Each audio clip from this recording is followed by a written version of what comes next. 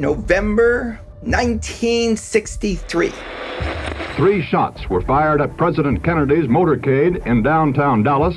The vice president has taken the oath of office. So I pick up a pencil and piece of paper, and I just start writing, "Dear President Johnson, are you happy to be the president? Are you sad? Are you scared?" About 6 months later, my mom comes running with an envelope addressed to me. We open it up, it's from the president, and in that moment, my life changed because I knew the power of a question. It could get you to the most powerful person on earth. Connection is collaboration. And we have to think about how our connections help us collaborate better, especially if you're an entrepreneur.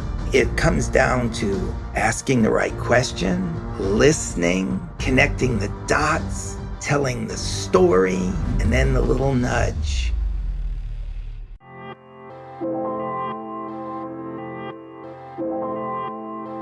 Welcome back, Young and Profiters.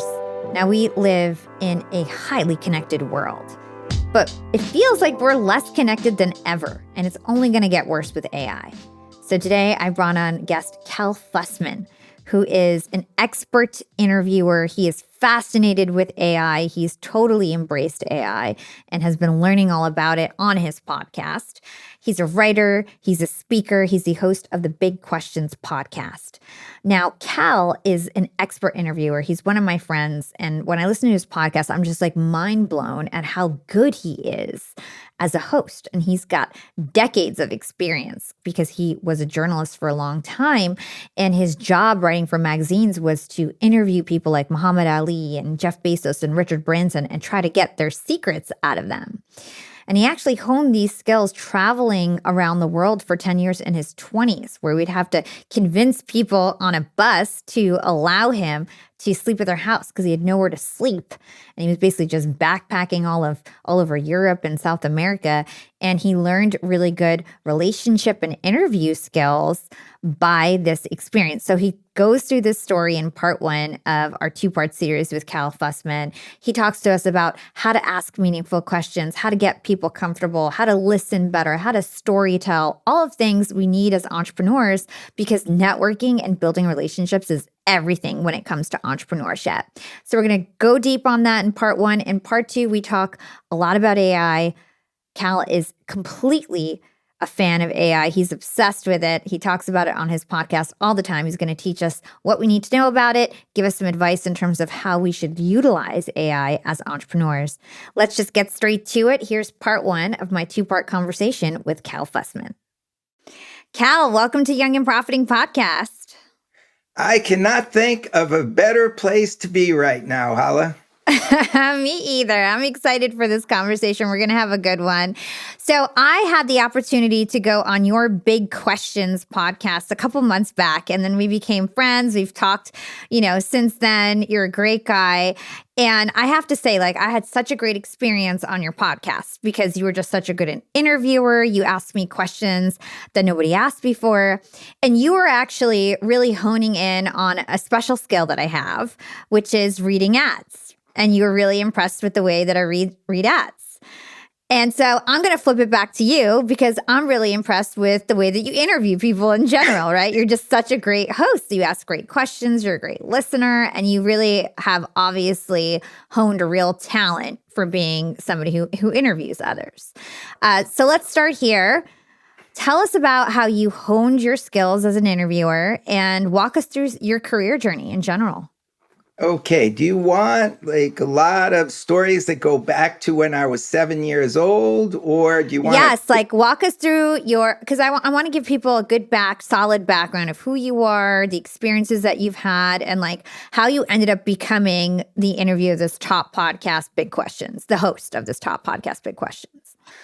Okay, so let me take you back to November 1963. Okay. I'm in 2nd grade, shortest guy in my class, middle of the room. Miss Jaffe, the teacher, is called out in the afternoon. She comes back in a moment later, a different person. I mean, her face has turned to chalk. wearing the same clothes, but we are looking at somebody that has gone through something that we don't know what happened, but it's serious. And she tells us that President John F. Kennedy has just been shot. A little while later, everybody runs home, turns on the TV, and we listen to Walter Cronkite, who everybody watched on CBS back then, tell us that President Kennedy had been assassinated. A little while later, we learn that Lyndon B. Johnson, the vice president, has stepped up, taken the oath of office. Now, I had just turned 7 the week before. I never dealt with death before. And my parents, they didn't know how I was going to take it. This was like a national tragedy. It was all anybody was talking about. And I'm going to tell you how naive I was. I thought if you had a middle initial, that meant you got to be president. The only people I ever heard of with middle initials were John F. Kennedy, now Lyndon B. Johnson, Franklin D. Roosevelt, Harry S. Truman. So I'm thinking, this guy, Lyndon B. Johnson, he knew he was going to be the president. And how's he feeling? And I couldn't wrap my head around it because I didn't know if he was happy to be the president, if he was sad to be the president only because of the assassination, or if he was scared to be the president because they might want to kill him too. So my parents call me over the kitchen table and they're saying, Cal, we just want to tell you that this is a terrible tragedy, but tomorrow morning, you're going to wake up, you're going to have breakfast just like you did last Saturday morning. You're going to go out and play. And so things are going to return to normal. Country's dealt with this before, and you can sleep okay. So I take this in, they go to talk to my little brother, and I'm sitting at the table, and I can't wrap my head around what is going on in Lyndon B. Johnson's mind. So I pick up a pencil and piece of paper, and I just start writing, Dear President Johnson, how does it feel? Are you happy to be the president? Are you sad? Are you scared? And I wished him well, and the timing was perfect. We had just learned how to address an envelope in school. I knew where the stamps were, where the envelopes were, fold the letter up, address President Lyndon B. Johnson, the White House, lick a stamp. That's how we used to do it. Put it in the top right-hand corner and didn't tell anybody about it. Next day, went outside and I just took it with me and dropped it in the mailbox. And for a couple of months passed, just forgot about it. Till about 6 months later, my mom comes running into the apartment with an envelope in her right hand over her head from the White House, addressed to me. And we open it up. It's from the president. And the amazing thing about it, Hala, was that it wasn't written to a second grader. It was written with dignity. And I knew that because the second sentence began something like, in answer to your query, and I had no idea what a query was. But I knew that suddenly the apartment was filled with people. They all wanted to hold this letter from the president. Principal of the school found out about it, was calling, wanted me to bring it in. And in that moment, my life changed because I knew the power of a question. It could get you to the most powerful person on earth. And I knew that I was going to spend the rest of my life asking questions and also telling stories about the answers I got, because the story about the letter to the president followed me around for the rest of my life. So that's where it started. And very few people, when we talked on Big Questions, uh, you were telling me about your background, and it's very uncommon for people to know what they're going to do when they're 6 or 7 years old. Yeah. Like, you might have thought you were going to be a singer. Yep. You had a great voice. And you had like a lot of like really smart people around you, like siblings. And so maybe you thought you were gonna like go into medicine. Yep. Like everyone else. Yeah. I knew I was gonna spend the rest of my life asking questions and telling stories. It was done. So the next step came, I went to journalism school, and back then in like the early 80s, this is before cable TV. Cable's like was starting, and ESPN, I think, started in 1980. Back in the 70s, if you came up in that era, it was a very cool thing to say, write a column for a newspaper where your face, everybody saw your face, you said what you want, and it was kind of like being the mayor of the town without having any of the problems. You just write, everybody loved you. And so that's what I wanted to do. And when I was about 22, I actually saw my face in the newspaper writing a column. And it kind of made me aware that, oh man, like, this is great, but am I going to do this for the next 50 years? Is there more out there? Yeah. And this amazing magazine started in New York, and they called me and asked me to come. I went, and then it opened me up to interviewing all of the superstar athletes I ever wanted to meet. It was a dream. And then the magazine, which was a critical success, it was an entrepreneurial failure.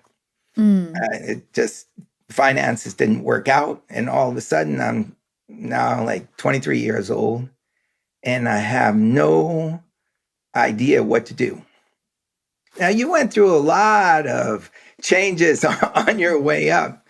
I mean, yeah, when I listened to your story, like, you almost became an expert at pivoting and knowing where to go and transforming yourself. I didn't have that. I didn't know what to do. So I called up my mom and dad, and I said, I think I'm just going to take some time off. I didn't really have much money, and just travel a little and like let things clear. And this was the next big step in your question. Because principally for those 4 words, like, I had no money. I mean, I didn't have money to stay in hotels every night. Even hostels. And so the way this trip evolved was I would go to a train station or a bus station, and I would look for a destination that was coming up and just buy a ticket. It didn't matter really where it was going. What mattered to me was the walk down the aisle. Because I'm walking down that aisle, and I am looking for an empty seat. Empty seat next to somebody who looks interesting, somebody I think is going to trust me. Because I know once I sit down in that one empty seat, I got to make my choice here. Conversation's going to start.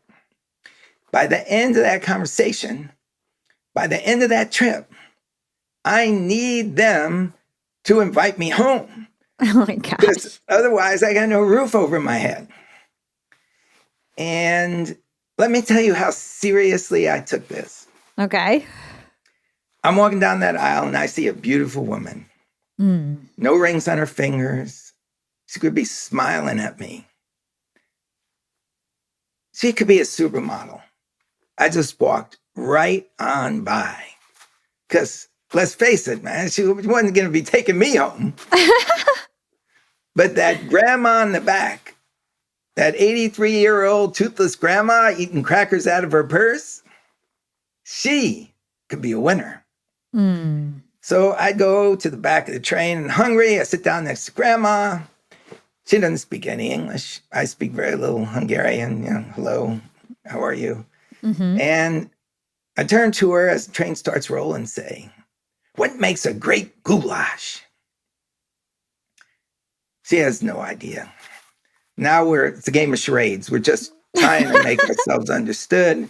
The beauty of this time, this is before the Berlin Wall came down. This is Eastern Europe. Mm-hmm. Like young people who were learning English saw this as like a tremendous opportunity to meet somebody that was American and could teach them English. And so they would come over to these conversations. And I say to Grandma, he wants to know what makes a great goulash.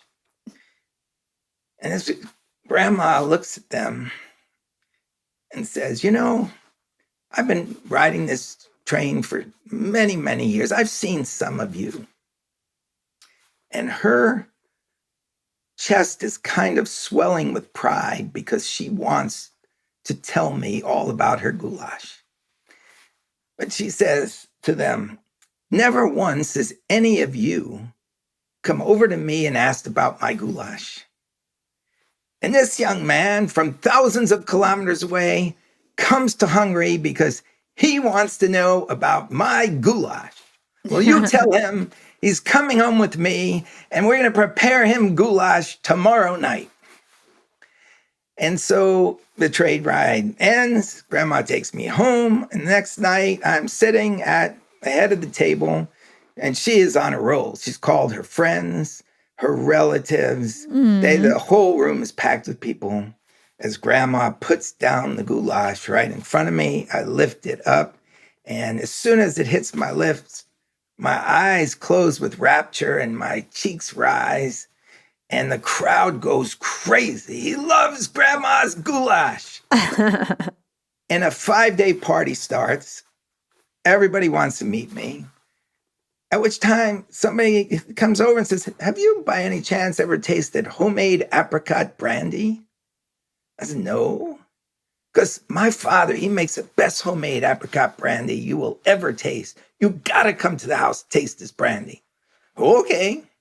So we go over and we taste the brandy. At which time another guy comes over, asks me if I want to go to the paprikash capital of the world. I must see it before I leave Hungary.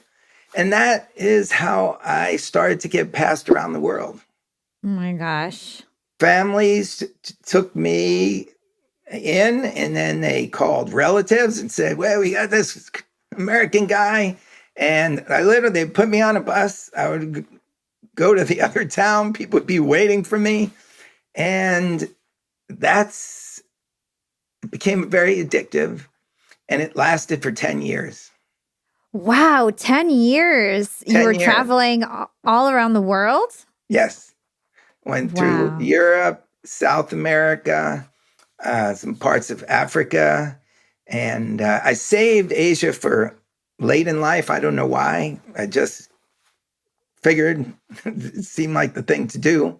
And I also went all around North America. And people just were incredibly accepting. And after a while, I could get on the train or the bus if people weren't passing me and just see which empty seat was the right one, sit in it. And people, they took care of me. What an incredible story. And that's where I learned to interview. Because think about it. A lot of it is, number one, making people feel comfortable. And I felt comfortable the moment we started talking. On my podcast, on your podcast, that's the key. Yep. If you can make somebody feel comfortable, then they're not crossed arms and holding things back. Now, when I started to travel, there was no internet. So often, two things happen.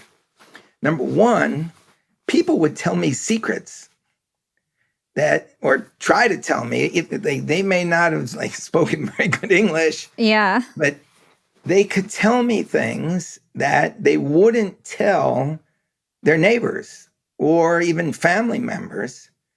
because like then it would get around. Yeah, you don't know. You didn't know anyone else. So And there was no internet. I was going to be gone, and that might never be seen again. mm-hmm. So we'd have these really intimate moments. And two, the second thing that happened, and this actually really translates into what I'm doing with like workshops to bring people together. Mm-hmm.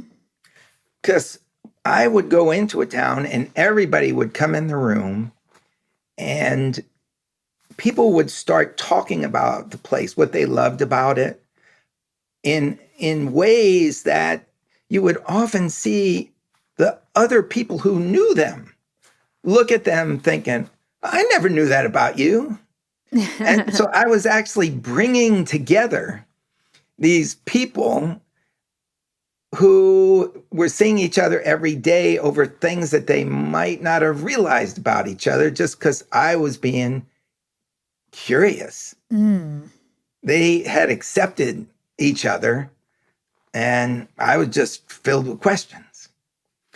And so that was the huge, huge evolution that allowed me, when the trip ended, Mm-hmm. I met a woman headed to a beach in Brazil, immediately fell in love, Aw. and she actually stood next to me. I didn't sit next to her. And we got married and came to the United States. And that's when I started to work for Esquire magazine, where I took this style of interviewing and into the room with the world leaders, presidents of the United States, Nelson Mandela, Mikhail Gorbachev of the Soviet Union, business leaders, Richard Branson and Mm-hmm. Jeff Bezos, all the actors, musicians. And it was different for them because I just treated it like I was sitting next to them on the bus. Mm-hmm. I wasn't asking those like journalistic questions that are supposed to get to the core and which they're thinking they might not want to answer. Yeah. I'm just going in curious. Mm. And this column that came through it called What I've Learned, it was written in their words and contained the information that they were giving me, these nuggets of wisdom. And it was like completely different from anything you ever saw. And it became the most popular feature in the magazine for about 20 years. Wow. And so that's where it came from, this hybrid of knowing what I was supposed to do with then innovating in a way that I had no idea where things were going, but I just allowed it to happen. Mm.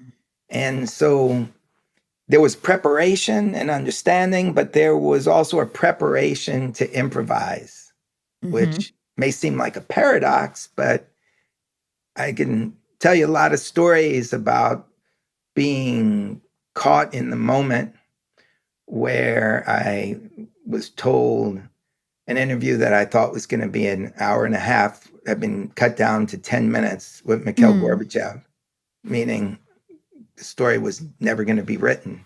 And I had to figure out a way to make Mikhail Gorbachev want to talk to me for 40 minutes.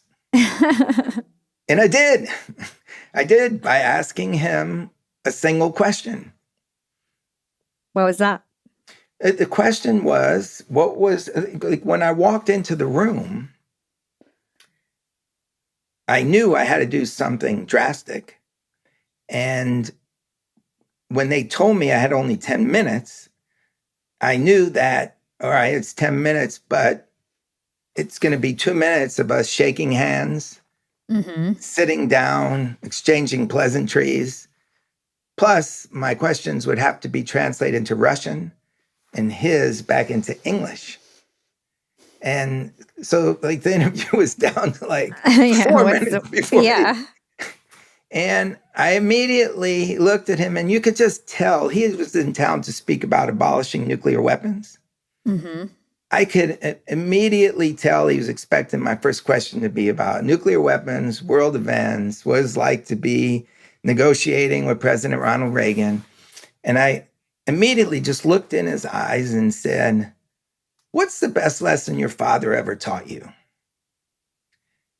And he just didn't say anything. He just kind of was looking up. And when people look up to the right, after you've asked them a question, you know they're looking deep inside themselves. Mm.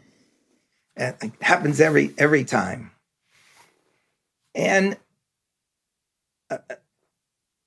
time is passing. He didn't say anything. And then he's looking at the ceiling as if there's a movie playing on it. And he starts telling me this story about when he was a boy and his dad got called up to fight in World War II. Mm-hmm. And now the Gorbachevs lived on a farm, and he's describing this trip from the farm to the town to drop the dad off with all the other soldiers. And he's describing it in this detail, and I'm sitting there thinking, oh man, you just messed up, Cal. That's the worst question. This interview is going to be over before the Gorbachevs even get to town. But they do get to town. And when they get to town, Mr. Gorbachev takes the family into a little shop, and he gets everybody some ice cream. Mm. And Gorbachev is remembering this ice cream. He's remembering the aluminum cup that it was served in. And he's talking about this cup of ice cream as if it's in the palm of his hand. Mm. And the more he's talking about it, it's like we both have this realization that, man, this cup of ice cream is the reason he was able to make peace with Ronald Reagan and end the Cold War. Because this cup of ice cream contained the memory of what it was like just before your father went to war. The dread of not knowing whether you'd ever see him again. Mm. So he's looking at the ice cream, I'm looking at the ice cream, he's looking at the ice cream, looking up at each other, and we're thinking, like, man, this is deep. And just then, the publicist, who was the one who called me and said, remember that interview that I told you would be an hour and a half? It's only 10 minutes. Yeah. She comes through the door and said, "Mr. Gorbachev, time for the interview will have to be over." And he looks at her and says, "No, I want to talk to him." She's like shocked and slowly backs out the door, and the conversation continues and goes deeper. So 10 minutes later, publicist comes in again, this time a little more sheepishly. He says, "Mr. Gorbachev, Cal, time?" "No," Gorbachev said, I want to talk to him." She backs out the room. The conversation continues, goes deeper till 10, 20 minutes pass, and she comes in, and now she is like on at the edge, like, "Mr. Gorbachev, Cal, please, the day was planned to the minute. We got a long line of people out the door to see Mr. Gorbachev. Please." And Gorbachev looks at me and he smiles and he says, "Hey, what can I do?" And we concluded the interview, but I had the material to fill out the column. It was a huge success. And when I thought back on why, Hala, I realized that I never would have gotten that insight if I hadn't asked my first question to the heart. If I'd gone in with a canned question, would have gotten a canned answer. Mm-hmm. Interview would have been over in 6 minutes, 10 minutes, whatever. And I never would have known what was possible. So that's a piece of advice I tell everybody, and entrepreneurs especially. You meet somebody, try and aim your first question for the heart. Because once you've reached into somebody's heart, then you can then take it to the head and then follow the heart and the head on a pathway to the soul. And so I hope that somebody who's listening is going to put that to good use. Yeah. Young and Profiters, I love being an entrepreneur, but I hate the hiring process. And if you do it wrong, it's a real big burden because you're going to have to hire and then fire. It's bad for company culture. It is just a nightmare. You need a good hiring tool and you need a good hiring process internally. And when it comes to a tool, nobody is better than Indeed. That's what we use at Yap Media.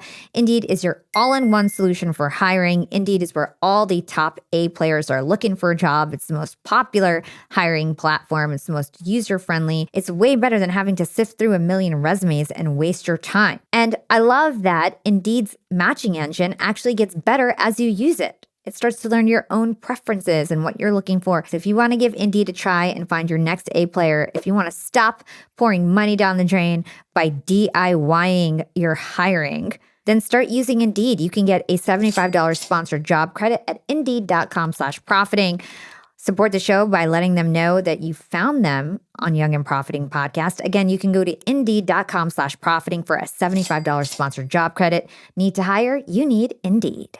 So good. Okay, so what an incredible story. I love hearing about your journey, and it's so cool that you got your interviewing skills just living real life. And we were talking offline how a lot of my listeners, like, they're not podcasters, they're entrepreneurs, they're small business owners, they're corporate professionals, but we all need to learn how to make people comfortable, how to be good listeners, how to ask good questions, how to build relationships, because that's what it's all about, right? And to grow in your business, you need to have a powerful network.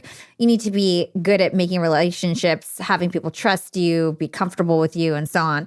So let's start there. You mentioned that you know how to make people feel comfortable. What's your advice in terms of tactics to get people to feel comfortable to open up? Okay, let's say I'm an entrepreneur selling something. What's the most important thing to me? Knowing what my customer or would-be customer is thinking. I mean, there's nothing more important. Like, you can have the greatest idea in the world. If there are no customers that want it, it's not going to fly. So just asking your customer or potential customer or anybody that you're talking to about the thing that you are trying to create or that you're selling, to get a gauge on whether they would be interested in purchasing it or whether they know somebody who'd be interested in purchasing it. I mean, that's the bedrock right there. Yeah. And so many times I run into entrepreneurs and they don't ask those questions. And when I'm talking about asking those questions, it's different. This gets to your question. It's very different from putting out a survey that says, on a scale of 1 to 10, well, what do you think of this? Like, is it a 6? Is it a 7? And whose 6 is another person's 9? We don't know that. It's very different from, like, looking somebody in the eye and saying, what do you think about this? Do you like this? Does it bother you in any way? And I think you find that people will be happy to tell you how they feel or think. And then you can actually take it deeper, because you may have ideas on which way to go. And you can say, would you like it better if I chose A? Or would you like it better if I chose B?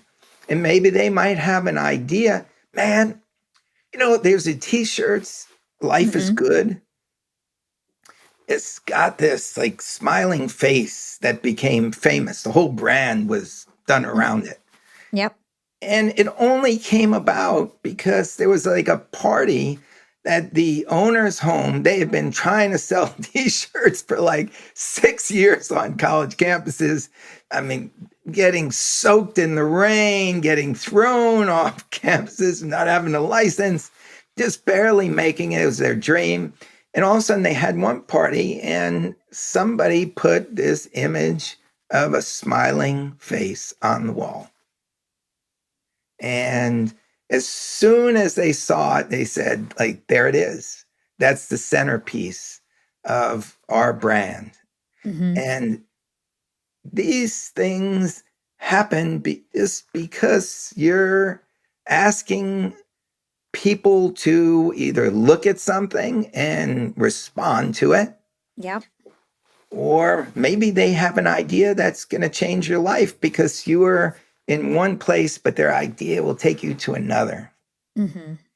And there's a story about Steve Jobs when he was creating the Apple Store. He really wanted to do this. And there were a lot of people in the company. And this is after he came back from being fired. Okay. And there was still pushback on a lot of things he wanted. And the store was one of them, because they're saying, like, you're going to put these like stores in the mall? Like, no, nobody's going to go into these stores. And not only does he want to do it, but he wants to do it on a really high level, spending a lot of money. Yep. And they designed one in California as a model. And he's on his way to see it. It's just about to be shown. And he gets in the car with somebody who he really trusted and also worked at Apple. And the guy said, like, Steve, this is wrong. It's not it. It's not designed right. And Jobs went crazy. Like, shut up. Like, I don't want to hear it. And then was silent for the rest of the ride. And he didn't even say anything to him in the car. They went into the store, and Jobs had to give a talk about this being the store of the future. Mm-hmm. And he just said, no, this isn't right. We got to reconfigure this. And people have to help you. Like, here's the thing, Hala, that Yep. this is where my whole life is going. And this is a sign of a good interviewer, because you took me on this wild route to the place where I am going. I am trying to connect people. Yep. I think we live in a really disconnected time, at least from my perspective, because I can remember how things connected in the 60s, 70s, 80s. I was there. And we really have to think about how our connections help us collaborate better. Yep. You being in a room alone is not going to really stand much of a chance against having ideas about what you're doing come at you. Mm. And having like teams of people collaborating to get the most out of themselves. But we're all remote working now. Yeah, we're all I'm not saying this is isolated. bad. I get it. It's all good. It's just that there's got to be like a framework for people to be able to a couple of times a year get together, so they understand who they're working with. They understand what that person appreciates. It's not just a Zoom call. Mm-mm. There's a book like The 5 Love Languages where it was written by like a psychologist, and he was really smart because he talked to so many people who are having troubles in their love life. But there's different ways that we want to feel loved. Some people, they need to hear it. Some people, they need a present. In his case, it was 5, but it's no different at work. There are some people who need to hear, hey, like, what you did is great. Some people don't need to hear it, but maybe they're looking for a gift of sorts. Yeah, a raise or bonus or something. Exactly. Everybody's got a different way. And I don't think that comes through Zoom calls. Yeah.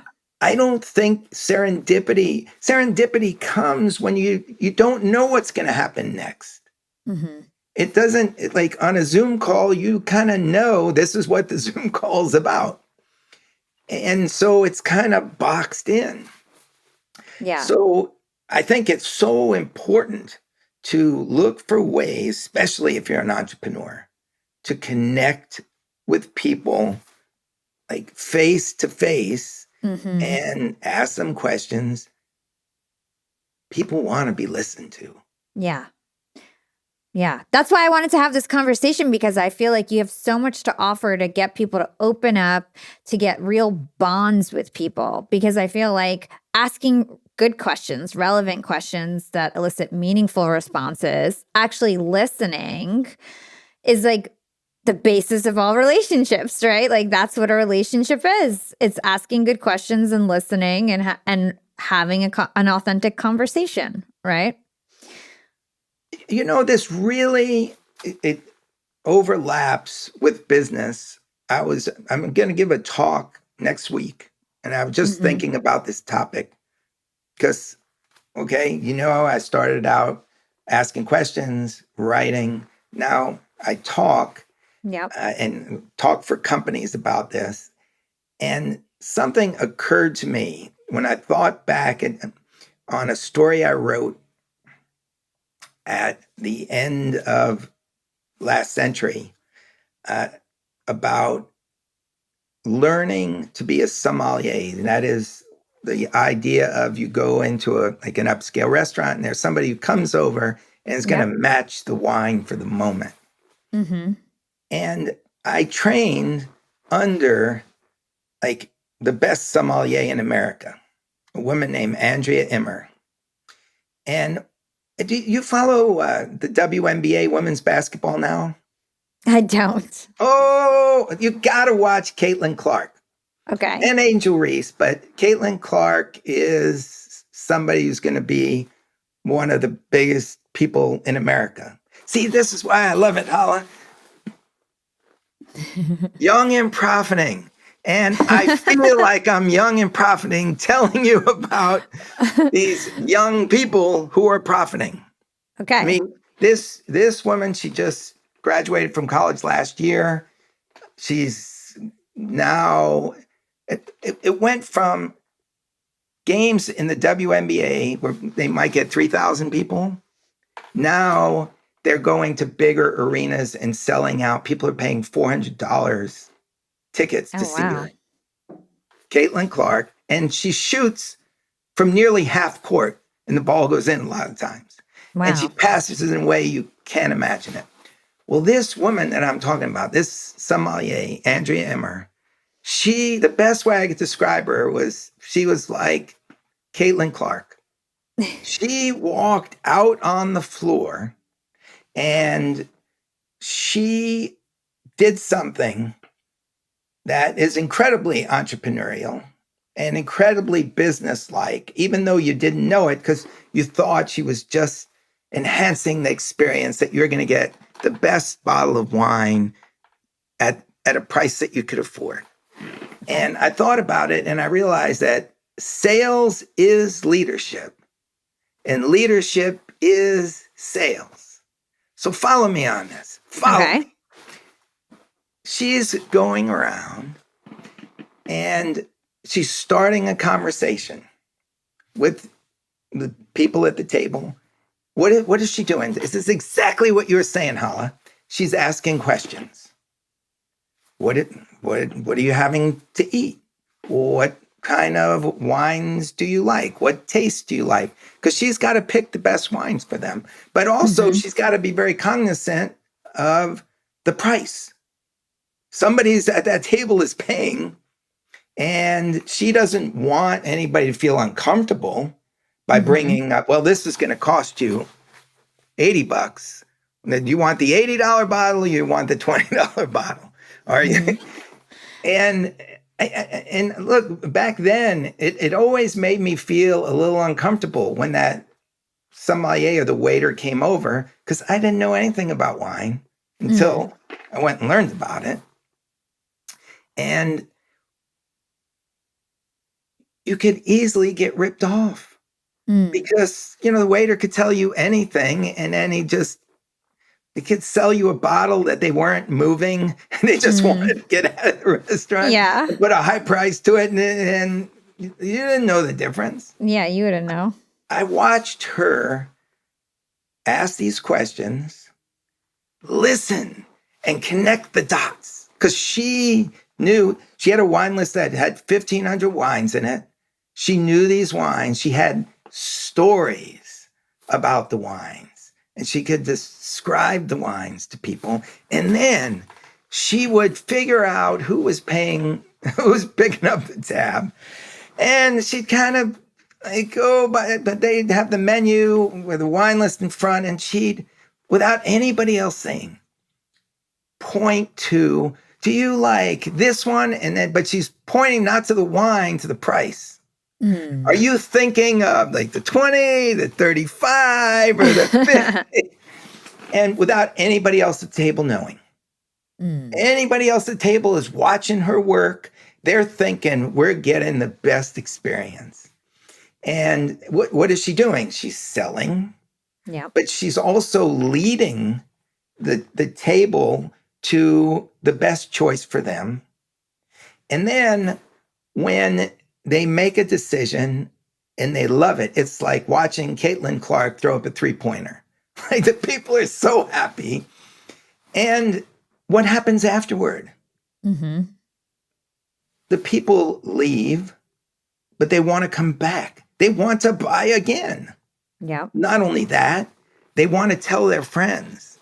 I know Andrea. She's like the best sommelier in America. Went through the competition. She's the best. Tell her you know me, and you're going to get a great experience. And so you see the leadership behind all this, because she's literally leading people to come back in. She's leading them to tell other people to come back in. And that is like a great, great strategy for an entrepreneur. If you can listen like that, and you can connect the dots, and then gently nudge people. You don't throw down some big deck and say, buy this or buy that. Like, no, you gently nudge them so that they actually think it's their decision, even though you were guiding them all along, which is, what does a great leader do? He or she puts out the information that makes the people look up and say, yeah, I want to get behind that, and then make it their own. So all these basic skills that you would think, oh, like he's a writer, he's a journalist. No, it's the same thing. It comes down to asking the right question, listening, connecting the dots, telling the story, and then the little nudge. And that's sales, and that's leadership. It's the same. So the same. Young and profiters, there is no better time to start a business. There's no better time to be an entrepreneur. You just need a good idea, and then you need to open up shop. And if you want to open up shop, the number one solution is Shopify. Shopify is the all-in-one global commerce platform that allows you to start, run, and grow your business. Shopify will scale with you the whole way. They're responsible for huge multi-million, billion-dollar brands like Allbirds, Rothy's, Brooklyn, and Thrive Cosmetics. These all started as Shopify startups and then expanded into retail, expanded and scaled. I interviewed a lot of these entrepreneurs and heard it from them firsthand. Shopify is an amazing platform to start your business, whether you're selling candles or courses like I do. I do all my course sales, my mastermind subscription. I do it on Shopify. We can do promo codes, and I integrate my email campaigns, and they've got amazing analytics. Literally anything you need to market and sell your product, you can do it with a couple clicks on Shopify. You don't need to be tech savvy. You can focus on what you're good at, and then let Shopify enable all the tech stuff so you can just get your core skills done. It's no wonder 10% of all e-commerce is run on Shopify. If you want to give Shopify a try, sign up for a $1 per month trial period at shopify.com/profiting. Again, that's shopify.com/profiting, all lowercase, for a $1 per month trial period. That's shopify.com/profiting. And I want to hear how you guys opened up shop on Shopify. So I learned something from this lady. Her name's Michelle Tillerman. She was my client, and she talks about like the laws of likability, and she taught me about like 3 stages of listening, which I thought were like really interesting. So there's inward listening. So somebody says like, Hala, I love Thai food. And you're just like, me too. Thai food's my favorite food, right? Then there's outward listening where it's like, Hala, I love Thai food. And you actually reflected back on the person to keep learning about them. And you say, oh, really? Like, what's your favorite Thai food spot? Or what's your favorite food? Or why do you even like Thai food? And you make it more about them, not just reflecting like about yourself right away, right? And then there's intuitive listening. How I love Thai food so much. Oh my gosh, you sound so excited. Are you thinking about going to Thailand one day? And you like think about like you're not just listening to what they're saying. You're trying to feel like how they're feeling about it, right? So I always carried that with me because a lot of people are at this like first level of listening where they're really just only thinking about their own experiences. They're asking a question just to respond back to give their own story or their own opinion. Where really, if you want people to like you and really deepen the relationship, you want to keep digging deeper and deeper and tell them that you're listening by doing that. And then they'll like you more because they realize like, oh, you're listening to me because you're deepening the questioning about what I'm even saying, not just going back to yourself. Yeah, you really care what I think, as opposed to that first brand of listening that you're talking about, which is listening while you're not really listening. You're thinking of what you want to say next. Exactly.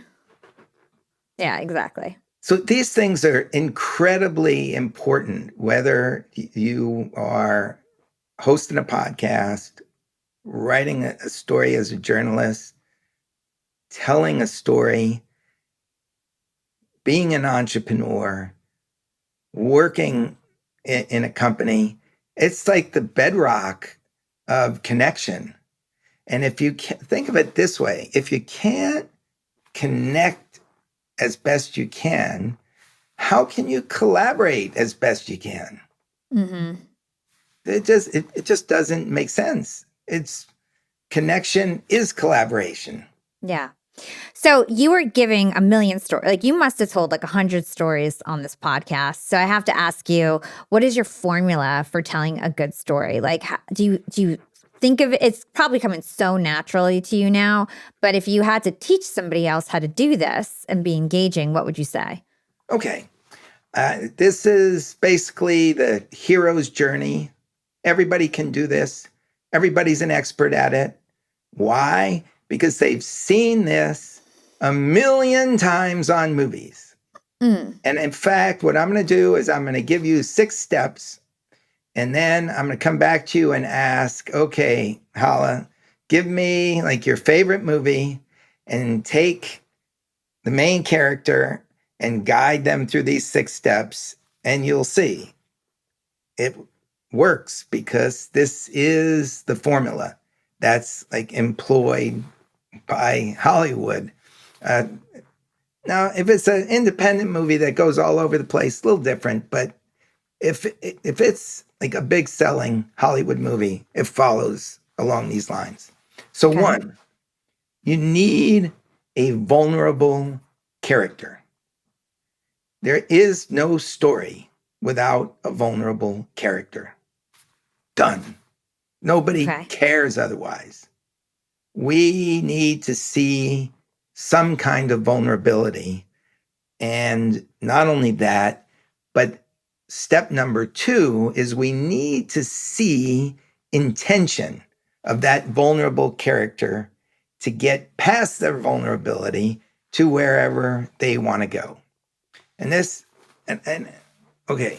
So you got steps 1 and 2, vulnerable character, Yep. intention to get to a better place. Step 3, obstacles. Obstacles come up and stop the vulnerable character from getting where they want to go. Step number 4, a mentor appears. Some kind of mentor who has maybe been through this experience before, has wisdom around it. Maybe they don't have any wisdom, but they got ideas that can help the vulnerable character get past the obstacles and get to a place of transformation. So now, through the first 4 steps, we've seen the vulnerable character kind of stymied from the beginning, running into obstacles, but now they've met somebody along the journey that's taught them something to get to that following place. But you know what? It's not enough. There's still another obstacle to stop the vulnerable character. And as they're going through this, they're applying everything they've kind of learned along the way. And, use the force, Luke. And then step 6 is a place of transformation, where everything that the vulnerable character has learned has been applied. They get past the obstacles to a place of transformation that you might not have even really seen what's coming. All right, so give me a movie that you love. Give me a character that was vulnerable. Let's go through the 6 steps. I feel like I hate this exercise because I don't watch a lot of movies, but why don't we do Barbie, the latest Barbie movie? Did you watch that? I did. Okay. Twice. I feel like I never remember movies. So what happened with her in that movie? Let's think back what happened with her in that movie. She starts out great. She starts out, everything's perfect, right? Yeah, she lives lives in a perfect world. She's dating Ken. They're happy. She lives in a and then she what is it? She goes to the real world, right? She starts getting feet, basically, right? She gets her feet. Well, one thing where she wakes up one day and it's not perfect. And that's what sets her off on the journey, where she goes to look for a mentor who says you got to go into the real world. So you see that Barbie started with everything perfect, but then something happened that just made her imperfect. Yep. And then there you go. That starts her on her hero's journey to get back the perfect world. Now, in the meantime, all these things get shaken up, where that puts Ken in a new position where this vulnerable guy all of a sudden finds out about this world driven by masculinity, and he's going to become somebody different. And you see them, she's going to meet people. She meets a mom and a daughter, and the daughter doesn't like her. And she can't believe it. Obstacles. And then the mom actually has to step up, and mom has the love of Barbie because different generations. And so you see them fighting through all the obstacles, but more than one mentor is coming in here, people who are helping Barbie on the journey. And then toward the end, what's happened?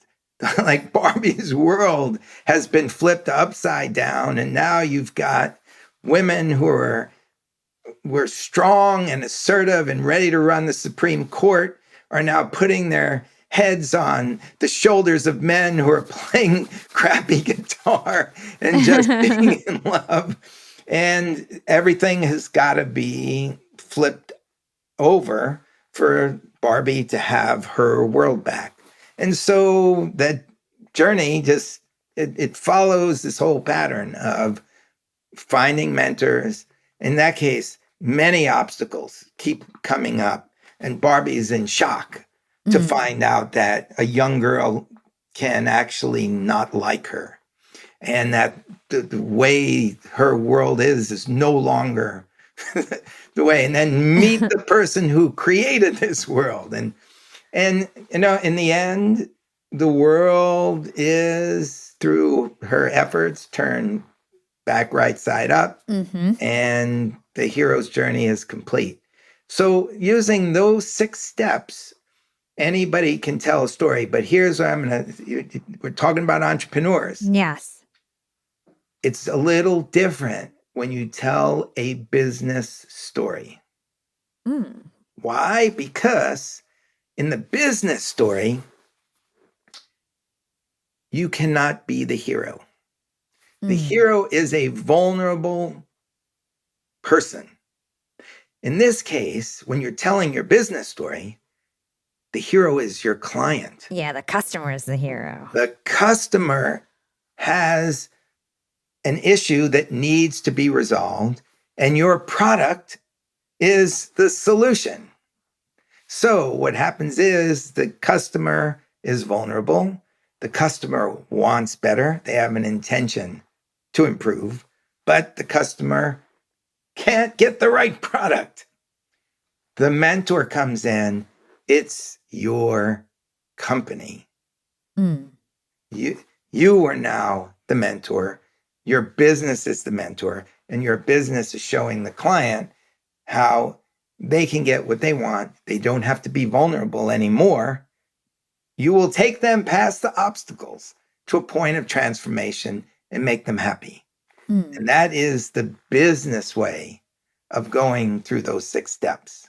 Very important, because I don't want entrepreneurs to be thinking they can be Barbie and go through that journey, because you don't want to look vulnerable. You want your product to be the solution, not the character that needs a solution. Yeah. And you can use these stories if you're doing like presentations or throughout your website or on social media. Like, you want to write stories to help people really connect with your brand and what you're selling and feel like they could be that hero, that customer, like, and relate to the stories that you're telling.